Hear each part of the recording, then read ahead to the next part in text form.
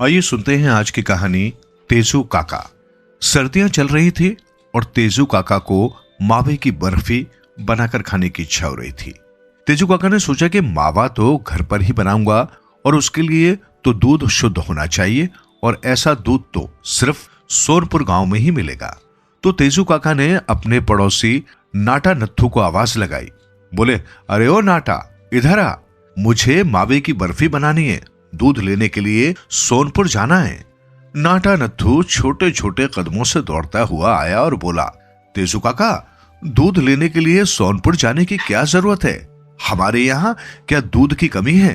तेजू काका ने उसके कान पकड़े और बोला, तुझे क्या पता सोनपुर गांव का दूध कितना खास है। शुद्ध मिठाई खानी है मैंने, इसलिए हर चीज शुद्ध होनी चाहिए। नाटा नत्थू बोला, ऐसा क्या खास है वहां? तेजू काका ने कहा, अरे तूने सोनपुर गांव की कहानी नहीं सुनी? सुनी तो क्या खाक सुनी? नाटा नत्थू अपना सिर खुजलाते हुए बोला, काका मुझे तो किसी बात का नहीं पता, मुझे भी कहानी सुना दो। तेजू काका बोले, एक ही शर्त पर सुनाऊंगा, तू मेरे साथ दूध लेने चल, सारा दूध तू ही उठा कर लाएगा। नाटा नत्थू बोला, हाँ हाँ, भला मेरे होते हुए आपको थोड़ी ना दूध उठाने दूंगा, चलो चलते हैं। तो दोनों अपनी साइकिल पर निकल पड़ते हैं और तभी तेजू काका कहानी सुनाना शुरू करते हैं। तो सुन नत्थू, ये कहानी है सोनपुर की। सोनपुर गांव में सभी लोग बहुत मिलजुल कर रहते थे। गांव में रहने वाला रामचरण काफी ईमानदार और हंसमुख स्वभाव का था। उनका एक बेटा था महेश, जो शहर में रहकर पढ़ाई करता था। वो फोन पर अपने बेटे से बातें करते थे। पूरे गांव में रामचरण के यहां से सबके घरों में दूध जाता था। लोग प्यार से उन्हें रामू काका कहते थे। उसके पास 8 गायें थी, जिनको वो अपने घर के पीछे बाड़े में रखते थे। वो गायों की काफी देखभाल करता था। वो दूध में कोई मिलावट नहीं करता था। लोगों के घरों में रामू काका एक बड़े टैंकर में सबको दूध देकर आते थे। इससे अच्छी कमाई हो जाती थी। सुबह अपना दूध बेचने का काम पूरा करके वे दिन में गांव के किसी न किसी दुकान पर या दोस्तों के घर बैठकर बातें करते समय बिताते थे। एक शाम को रामू काका चाय वाले बिरजू के पास बैठे थे। रामू काका से बिरजू ने मजाक करने की सोची और बोला, काका क्या बात है, आज सुबह दूध में एक अजीब सा स्वाद था, कुछ मिलाए थे का? रामू काका बोले हंसते हुए, अरे क्या बताए बिरजू, सुबह बिजली थी नहीं, अंधेरे में पता लगा नहीं तो गलती से गाय की जगह बैल को दुहा लिए, तो स्वाद में तो असर पड़ना ही था। हा हा, बिरजू बोला हैरानी से देखते हुए, सच कह रहे हो काका? रामू काका बोले हंसते हुए, ना ना, मजाक भी नहीं कर सकते क्या आप?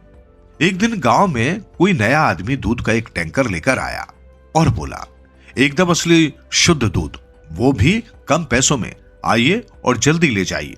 लेकिन किसी ने भी उससे दूध नहीं लिया। उसे गुस्सा आया। परेशान होकर उसने अपना टैंकर रोका और बिरजू के पास रुककर चाय पीने लगा। बिरजू ने पूछा, क्या नाम है तुम्हारा? वो आदमी बोला, शांताराम। बिरजू हंसते हुए, हाँ हाँ, नाम शांताराम है, तो इतने अशांत क्यों हो भाई? शांताराम, मैं यहां दूध बेचकर पैसे कमाने आया था, मगर एक घर ने भी दूध नहीं लिया। यहां सब रामू काका से ही दूध लेते हैं, एकदम ताजा, शुद्ध और स्वादिष्ट।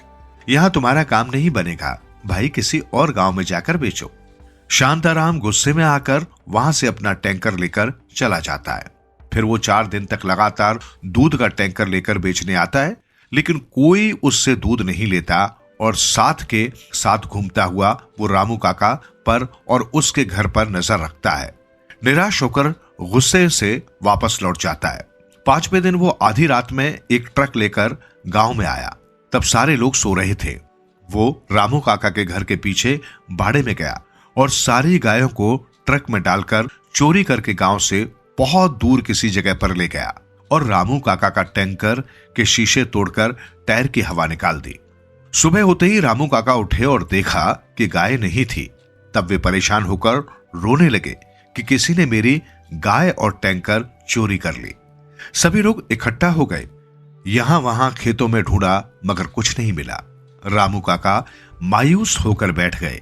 सब लोग अपने अपने घरों को लौट गए। दूध न मिलने की वजह से पूरा गांव परेशान था। बच्चे भूख से रो रहे थे। इतने में शांताराम दूध का टैंकर लाया और बोला, एकदम असली शुद्ध दूध, वो भी कम पैसों में, आइए। और सब लोगों को उससे दूध लेना पड़ा।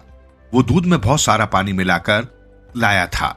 उसका दूध गंदा था। दूध पीने के बाद लोग आपस में उसके दूध की बुराई करते थे, मगर उससे मिलावटी दूध लेने के सिवा कोई भी चारा न था। ऐसे कुछ दिन बीतते गए। रामू काका की परेशानी का कोई उपाय नहीं निकला। एक शाम रामू काका के बेटे महेश ने उन्हें फोन किया। फोन उठाते ही रामू काका बोले, हाँ बेटे, कैसे हो? महेश बोला, ठीक हूं पिताजी, आप बताइए कैसे हो और काम कैसा चल रहा है? इतना कहते ही रामू काका जोर जोर से रोने लगे। महेश घबरा कर बोला, क्या हुआ पिताजी, बताइए। तब रामू काका ने गाय और टैंकर चोरी होने की सारी बात बता दी। महेश ने कहा, मैं कल सुबह ही गांव आऊंगा, फिर करते हैं बात। अगले दिन सुबह ही महेश अपने स्कूटर पर शहर से गांव आने को चल पड़ा। रास्ते में उसने किसी खेत के पास कुछ गायों को चरते हुए देखा। उसने पहचान लिया कि वे गायें उसके पिताजी की हैं। तब वो उन गायों के पास जाने लगा। तभी वहां शांताराम आ गया और बोला, हाँ भाई, क्या बात है? महेश बोला, कुछ नहीं, ये गायें देख रहा हूं, काफी अच्छी दिख रही है। शांताराम उसे घूरते हुए बोला, हाँ तो मेरी गायें हैं, अच्छी हैं तो अच्छी ही दिखेंगी, कहीं चोरी करने का तो नहीं सोच रहे तुम? महेश, नहीं नहीं, मैं चोर थोड़े ना हूं, मैं तो बस इन्हें खरीदने की सोच रहा हूं। शांताराम बोला, फिर बढ़िया है, चोरी करना पाप होता है, मुझे तो सख्त नफरत है चोरों से, कहीं कोई चोर मिल जाए तो मैं तो उसका टकला फोड़ दूं। महेश ने पूछा, आप बताओ कितने में बेचेंगे इन गायों को? शांताराम मन में सोच रहा था कि मूर्खों की कमी नहीं है दुनिया में, आजकल तो दिन बहुत अच्छे चल रहे हैं, मिलावटी दूध का काम भी चल गया और मुफ्त की गायें भी इस मूर्ख को बेचकर तगड़े पैसे कमा लूंगा। इन 8 गायों के मैं 1.5 लाख रुपए लूंगा। महेश ने कहा, इतने ज्यादा? कुछ तो कम करो भाई। शांताराम बोला, देखो मैंने इन गायों की बहुत देखभाल की है, चलो फिर भी कम कर देता हूं, 1,30,000 से कम 1 रुपया भी नहीं लूंगा, लेनी है तो ठीक, नहीं तो चलते बनो। महेश बोला, ठीक है, दे दो, मगर मेरी एक शर्त है कि यहां से आगे मेरा गांव है, मेरे घर तक तुम इन गायों को छोड़कर आओगे, वहां मैं तुम्हें पैसे दे दूंगा। शांताराम बोला, ठीक है, मुझे इसी रास्ते गांव में दूध बेचने जाना है, मैं दूध का टैंकर लेकर चलूंगा और तुमको मैं एक ट्रक में ये सारी गायें चढ़ाकर दे देता हूं और तुम्हारा स्कूटर भी ट्रक में रख लो, तुम ट्रक चला लेना। इस तरह दोनों निकल पड़ते हैं। रास्ते में शांताराम बोला, तुम रुको यहां थोड़ी देर, मैं आता हूं।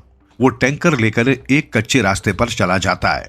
महेश छुपकर उसके पीछे जाता है और देखता है कि रास्ते में एक नल के पास रोककर शांताराम टैंकर के दूध में बहुत सारा पानी भर लेता है। शांताराम वापस आया और दोनों चल पड़ते हैं।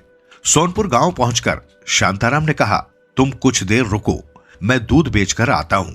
तब तक महेश सभी गायों को अपने घर पर बाड़े में छोड़ आता है और कुछ गांव वालों को इकट्ठा करके सारी बात बता देता है और शांताराम को रोककर उसके टैंकर का सारा दूध गिरा देते हैं। पीछे महेश, रामू काका और कुछ लोग डंडे लेकर खड़े होते हैं। वो वापस मुड़कर भागने लगता है तो दूसरी तरफ भी कुछ लोग खड़े थे। तब महेश बोला, दूध नहीं पानी बेचता है तू, क्या बोला था? खुद चोर है और नफरत करता है तू चोरों से। ईमानदारी तो देखो इस चोर की, टकला फोड़ेगा तू चोर का, चल अब हम फोड़ते हैं तेरा टकला। इतने में चोर की पूरी पिटाई करके उसे भगा देते हैं। अब रामू काका फिर से टैंकर पर दूध बेचने लगे। तेजू काका बोले, लो आ गया सोनपुर। उन्होंने रामू काका से 10 किलो दूध लिया और चल पड़े वापस अपने गांव की ओर।